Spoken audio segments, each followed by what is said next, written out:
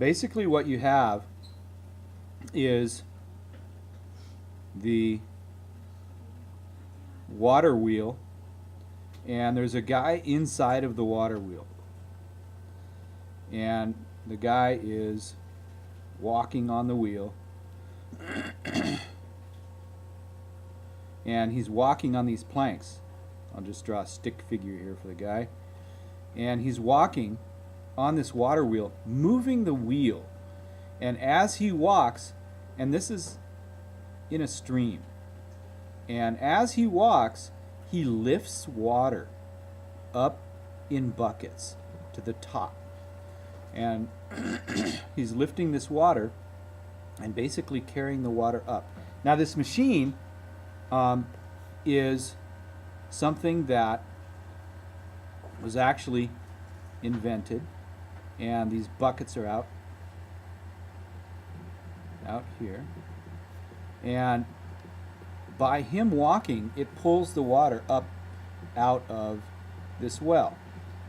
Well, physics states that work is the ability to move something. So work is equal to force times distance. And we'll go into this more in 8th grade, but this is kind of a preview. So W is work, F is force, and D is distance. Now, distance is always measured in a metric unit that we call meters. Work, or force, is measured in a unit that we call newtons.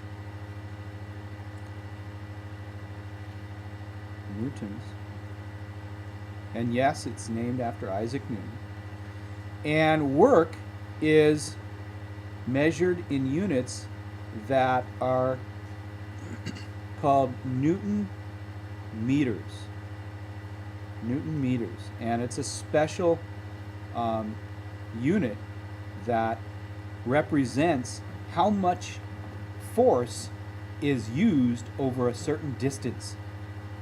You can imagine in your mind that if he took and he spin this wheel once, that's a certain distance, but if he spun it 10 times, that's a lot of distance. So the more distance, the more work is done. So in this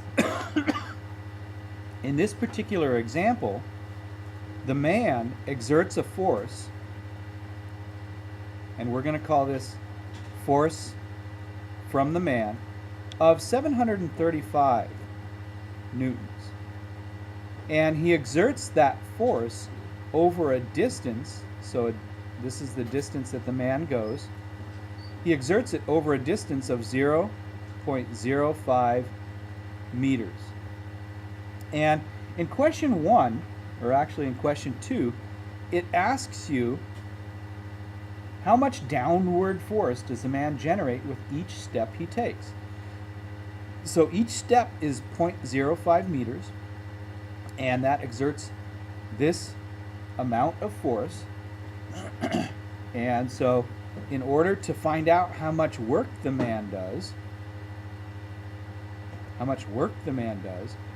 we would multiply 735 newtons times 0.05 meters. Excuse me. And what we get when we multiply that is, anybody know? I don't have it worked out on here. Anybody got a calculator that can do this quicker than I? Did you do it? 735 times 0.05, 36.75. Good. So 36.75 Newton meters. And we always put our answer in a box. Okay? And that's how much work that the man does with each step. the next thing it asks is how much force is exerted to lift the water with each step. To lift the water with each step. Yes, question?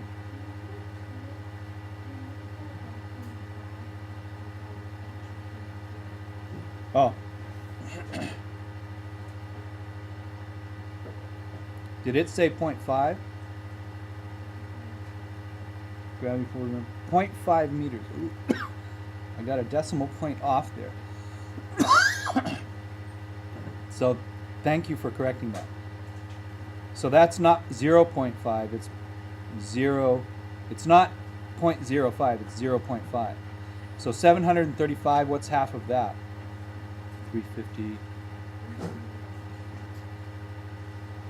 73.5? 3, 6, 7, good. 0.5, good. And that's still Newton meters. Okay? So if we multiply it by half, divide it in half, 367.5 Newton meters. Thank you. On the next one, it's 0.05 is the next. So for D, on number 3, how much force is exerted to lift the 7,350 Newton water in the well against the force of gravity? How much work is done to lift the water 0.05 meters? So distance is 0.05 meters. The force of the water is 7,350 newtons. And it's asking to find the work. How much work is done? So work is equal to force times distance. So work is equal to 7,350 newtons times 0.05 meters. So the work is equal to, anybody got it? Okay, let me work it out. 7,350 times 0.05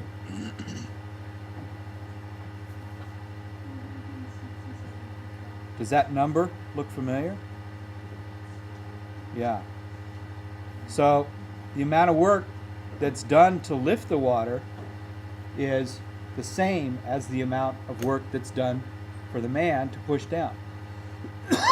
What this is saying is that the work you put in equals the work you get out. Okay? Does that kind of make sense? We'll play with this more next year when you guys get to 8th grade and we talk about physics. Okay? All right.